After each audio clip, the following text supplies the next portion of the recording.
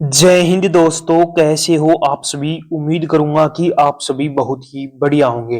तो आज की इस वीडियो में हम बात करने वाले हैं एमपीटीईटी वर्ग 3 मेंस एग्जाम 2025 जिसका आपने एग्जाम दिया था। अब आपका इंतजार समाप्त हो चुका है कि रिजल्ट है वो बहुत जल्दी जारी होने वाला। काफी दिनों से आप इंतजार कर रहे थे कि सर रिजल्ट कब तक जारी होगा, तो अब आपका इंतजार समाप्त हो चुका है। रिजल्ट बहुत जल्दी देखने को मिलेगा। और एक और बड़ी खुशखबरी आपके लिए है कि आपकी पदों में वृद्धि भी आपको देखने को यहाँ पर मिलने वाली है। डीवी के लिए अपने कौन कौन से डॉक्यूमेंट आपको तैयार रखने हैं वो भी यहाँ पर हम बात करने वाले हैं। और ऑल शिफ्ट का नॉर्मलाइजेशन की भी हम यहाँ पर बातें करेंगे। और कट ऑफ लिस्ट आपकी आउट हो चुकी है, तो यदि आपके इतने नंबर बन रहे हैं तो आप अपने डीवी और डॉक्यूमेंट के लिए तैयार हो जाओ। तो पूरी डिटेल से इस वीडियो में हम बातें करने वाले हैं, तो वीडियो में लास्ट तक जरूर बने रहना। जो कंटेंट वीडियो में नए जुड़े हैं वो एक बार चैनल को सब्सक्राइब जरूर कर लेना, जिन्होंने जितनी भी भर्तियों की अपडेट है वो सबसे पहले आपको हमारे चैनल पर मिलती रहे। तो सबसे पहले रिजल्ट की यदि मैं बात करूं तो रिजल्ट है वो आपका लगभग लगभग चांस है कि दिसंबर मिड तक आपका रिजल्ट है वो जारी होने के यहाँ पर पूरे पूरे चांस है। तो जो भी कैंडिडेट के जितने मार्क्स मैं आज बताऊंगा उतने मार्क्स हैं, तो वो कैंडिडेट अपने डीवी के लिए डॉक्यूमेंट जल्द से जल्द तैयार करवा लो। तो दिसंबर मिड बहुत जल्दी आपका यहाँ पर देखने को रिजल्ट मिल जाएगा। ठीक है, अब मैं बात कर लेता हूँ कि टोटल आपकी कितनी वैकेंसी है। तो टोटल वैकेंसी है वो 13,089 आपकी वैकेंसी है। ये वैकेंसी आपकी इंक्रीज होने के चांस है, पूरे पूरे चांस है कि आपकी ये वैकेंसी है लगभग 20,000 प्लस पदों पर ये वैकेंसी होने के पूरे पूरे यहाँ पर चांस। 20,000 प्लस पदों पर आपकी भर्ती होने वाली है। तो बहुत जल्दी आपको इसकी भी अपडेट मिल जाएगी कि कब कितनी वैकेंसी आपकी इंक्रीज हुई है। जिसके अंदर स्कूल शिक्षक की विभाग की बात करूं तो 10,150 वैकेंसी है। जनजातीय कार्य विभाग की बात करूं तो 2,929 यहाँ पर टोटल वैकेंसी है। बात करूं कितने कैंडिडेटों ने यहाँ पर फॉर्म अप्लाई किया था, तो लगभग आपके 1,80,000 ऐसे कैंडिडेट हैं जिन्होंने क्या किया है, यहाँ पर फॉर्म में अप्लाई किया है। जिसमें से प्रेजेंट कितने हुए, तो प्रेजेंट है वो लगभग 1 लाख ऐसे कैंडिडेट हैं जिन्होंने क्या दिया है, एग्जाम दिया है। अब आपको भी पता है कि जितने कैंडिडेट यहाँ पर एग्जाम देते हैं उतने कैंडिडेट इस भर्ती को लेकर सीरियस नहीं होंगे। तो लगभग आपके 2 से 3% ही कैंडिडेट ऐसे होंगे जो इस भर्ती को सीरियस लेने वाले हैं। ठीक है, बात करूं कंपटीशन की, तो कंपटीशन है वो आपका 8 स्टूडेंट पर सीट, यानी कि 8 स्टूडेंटों ने एग्जाम दिया, उसमें से एक स्टूडेंट का क्या होगा यहाँ पर फाइनल में सिलेक्शन होने वाला है। ठीक है, अब मैं बात कर लेता हूं जो आपका एग्जाम का लेवल। तो आपको पता है कि एग्जाम का लेवल है वो किस पर डिपेंड करता है, कैंडिडेट पर डिपेंड करता है। जिस कैंडिडेट की अच्छी खासी तैयारी होगी उसको पेपर आसान लगता है, जिसकी तैयारी कम है उसको पेपर क्या लगता है, आपका हार्ड लगता है। तो एग्जाम का लेवल है वो मॉडरेट टू आपका हार्ड रहा है। सोशल साइंस की बात करूं तो सोशल साइंस के अंदर भी काफी बच्चे मॉडरेट टू आपका हार्ड यहाँ पर बता रहे थे। साइंस की बात करूं तो साइंस का अंदर भी काफी बच्चे मॉडरेट टू आपका हार्ड यहाँ पर एग्जाम का लेवल बता रहे थे। हिंदी की बात करूं तो हिंदी का पार्ट भी काफी बच्चे बोल रहे थे कि सर हिंदी का पार्ट हमारा इजी देखने को मिला।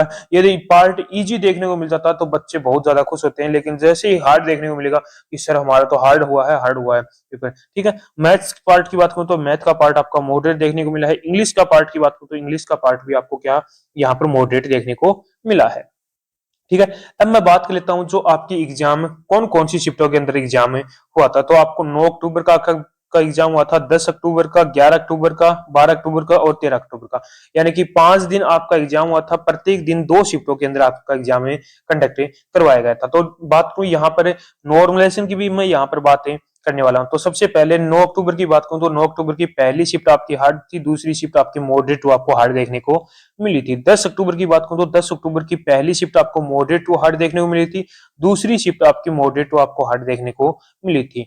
11 अक्टूबर की बात करूं तो 11 अक्टूबर की आपकी पहली शिफ्ट मॉडरेट और दूसरी शिफ्ट आपको यहाँ पर हार्ड देखने को मिली थी। 12 अक्टूबर की बात करूं तो 12 अक्टूबर की फर्स्ट शिफ्ट आपको हार्ड और सेकंड शिफ्ट आपको मॉडरेट यहाँ पर देखने को मिली थी। 13 अक्टूबर की फर्स्ट शिफ्ट मॉडरेट और सेकंड शिफ्ट भी आपको यहाँ पर मॉडरेट देखने को मिली थी। ये आपकी शिफ्ट की जो कौन सी शिफ्ट हार्ड थी, कौन सी शिफ्ट मॉडरेट थी। अब मैं बात कर लेता हूँ कि जो आपकी हार्ड शिफ्ट थी उसके अंदर कितने मार्क्स तक आपको नॉर्मलाइजेशन में फायदा देखने को मिलेगा। तो हार्ड शिफ्ट के अंदर मिनिमम आपको 5 मार्क्स और मैक्सिमम आपको 7 मार्क्स तक का यहाँ पर नॉर्मलाइजेशन में फायदा देखने को मिलने वाला है। अब आप यहाँ पर देख लेना कि आपने हार्ड शिफ्ट के अंदर एग्जाम दिया तो आपको 5 से 7 मार्क्स तक का, और यदि आपने मॉडरेट शिफ्ट के अंदर आपने यदि एग्जाम दिया है तो आपको मिनिमम 2 मार्क्स और मैक्सिमम आपको 4 मार्क्स तक का यहाँ पर नॉर्मलाइजेशन में फायदा देखने को मिलने वाला है। तो काफी बच्चों के डाउट थे कि सर नॉर्मलाइजेशन का खेल क्या रहने वाला है, तो वो भी मैंने आज आपका क्लियर कर दिया है। अब मैं बात कर लेता हूं जो आपके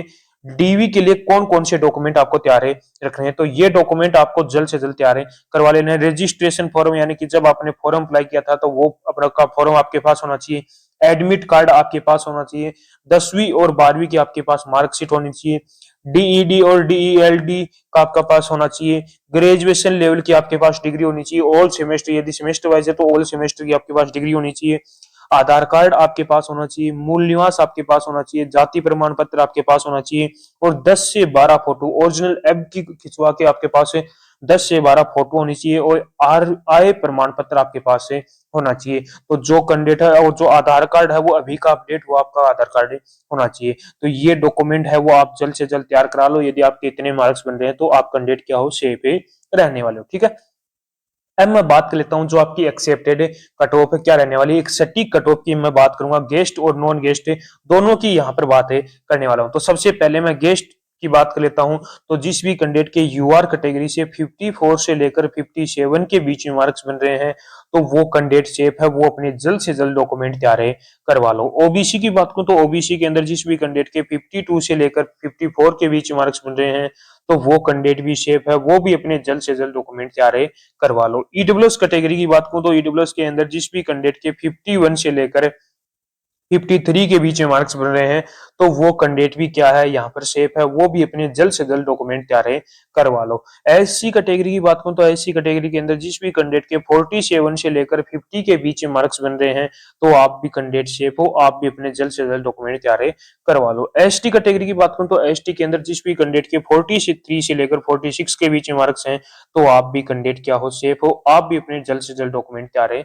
करवा लो। उसके बाद में नॉन गेस्ट टीचर की बात करूं, नॉन गेस्ट की यदि मैं बात करूं तो सबसे पहले यूआर कैंडिडेट के जिस भी कैंडिडेट के 63 से लेकर 66 के बीच में मार्क्स बन रहे हैं तो वो कैंडिडेट भी क्या है, यहाँ पर सेफ रहने वाला है। ओबीसी की बात करूं तो ओबीसी के अंदर जिस भी कैंडिडेट के 60 से 63 के बीच में मार्क्स हैं तो आप भी कैंडिडेट अपने जल्द से जल्द डॉक्यूमेंट तैयार करवा लो। ईडब्ल्यूएस कैटेगरी की बात करूं तो ईडब्ल्यूएस के अंदर जिस भी कैंडिडेट के 59 से लेकर 61 के बीच में मार्क्स हैं तो आप भी कैंडिडेट क्या हो, यहाँ पर सेफ हो, आप भी अपने जल्द से जल्द डॉक्यूमेंट तैयार करवा लेना।